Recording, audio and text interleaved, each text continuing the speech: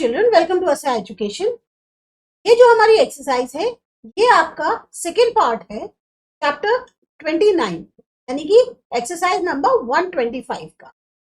हमने पिछली वाली जो वीडियो थी उसमें टिल 20 तक अपने सेंटेंसेस को कवर किया था। अब हम उसके आगे कर रहे हैं। तो हमारा सेंटेंस है the prisoner was brought to the dock in irons. ये है सेनेक दोषी, क्योंकि यहां पर क्या बताया गया है कि जो एक पार्ट है आयरन्स जो शैकल्स के लिए बताई जाती है वो रिप्रेजेंट कर रही है सब पूरी चीज को। दूसरा है we had nothing to do and we did it very well. Paradox. Reason contradictory statement है जो ट्रुथ बता रहा है। 23rd boys will be boys. Tautology. ये जो फ्रेज है ये सेम आइडिया को रिपीट कर रहा है एम्फेसिस के लिए। A cloister opened her pitying gate. Personification. जो क्लॉइस्टर है उसको ह्यूमन क्वालिटीज दी गई हैं। पिटिंग जो है वो एक ह्यूमन क्वालिटी है। Loneliness is young ambition's ladder. Metaphor.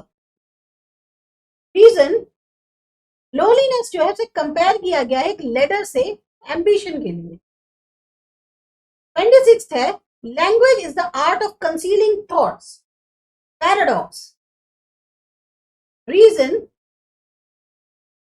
Language जो है वो किसके लिए होती है? कम्युनिकेशन के लिए। तो यहां पर वो बता रहे हैं कि वो कंसील कर रही है थॉट्स को। 27th है must I stand and crouch under your tasty humour. Rhetorical question. यहां पर जोर दिया जा रहा है स्पीकर का जो रिफ्यूजल है सबमिट करने के लिए उसके ऊपर।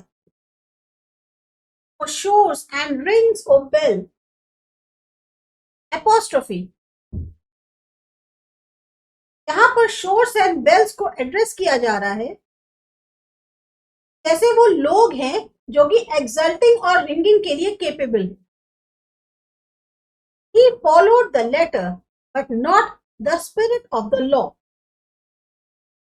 Antithesis. कंट्रास्टिंग आइडियाज हैं में लेटर और स्पिरिट को साइड बाय साइड रखा गया।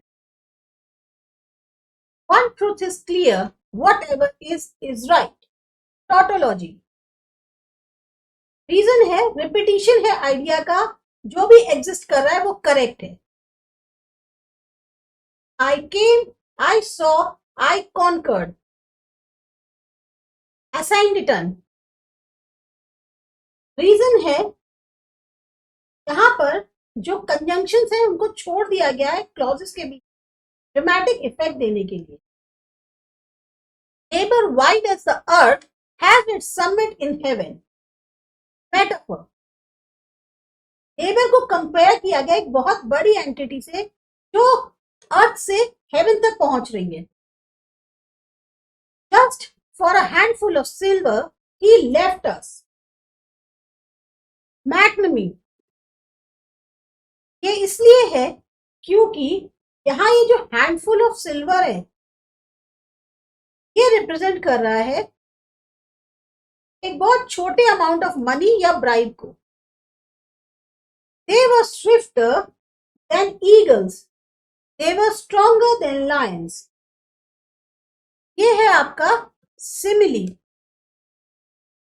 क्योंकि यहां पर जो कंपैरिजन है वो करा जा रहा है एज और लाइक का इस्तेमाल करके। Swiftly flies the feathered death. Metaphor. Feathered death is a metaphor कि ये एक किसी एरो या बर्ड ऑफ प्रे के लिए यूज किया गया है। It is a wise father that knows his own child. यहाँ ये जो स्टेटमेंट है ये बताता है कि अपने खुद के बच्चे को पहचानना is not at all easy, जबकि ये एक बहुत ही सिंपल टास्क है। Brave Macbeth, with his brandished steel, carved out his passage. Metaphor. Macbeth का जो फोर्सफुल एक्शन है वो कंपेयर किया गया है एक पैसेज को कार्व करने के। Sweet Thames, run softly till I end my song. Apostrophe. यहां पर थेम्स रिवर को ऐसे एड्रेस करें जैसे वो कोई एक पर्सन है। There is only one cure for the evils which newly acquired freedom produces, and that cure is freedom. Paradox. यहां स्टेटमेंट सजेस्ट करता है कि फ्रीडम जो है वो कॉज भी है और सॉल्यूशन भी है अपनी खुद की प्रॉब्लम्स के लिए। Sweet Auburn, loveliest village of the plain, where health and plenty cheered the laboring swain. Apostrophe. यहाँ पर ऑबर्न एक विलेज है, उसको ऐसे ट्रीट किया जा रहा है जैसे वो एक कोई पर्सन है। तो यहाँ पर हम अपना सेकंड पार्ट खत्म कर रहे हैं जिसमें हमने अगेन 20 सेंटेंसेस कवर किए हैं।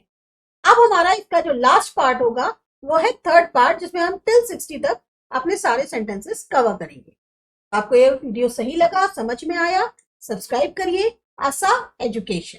मिलते हैं इसके अगले पार्ट में।